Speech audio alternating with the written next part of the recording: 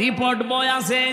ওখানে দেখবেন ধারায় লেখা আছে প্রতি সপ্তাহে একটা বৈঠক আপনি বাড়িতে কোরআন আর হাদিস দিয়ে পরিবারস্থ লোকদের নিয়ে করেন কিনা।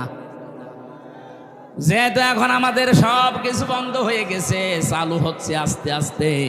আমরা আশা করব আপনাকে আমি জামাত ইসলাম, ছাত্র শিবির, চরমনাই, খেলাফত মজলিস, খেলাফত আন্দোলন করতে বলছি না, কিন্তু এইটা আপনি করেন নিজের পরিবারে, দেখবেন আস্তে আস্তে ফল পাবেন। নিজের স্ত্রীকে, নিজের ছেলে মেয়েকে, মা বাবাকে, যাদের সাথে আপনার পর্দা,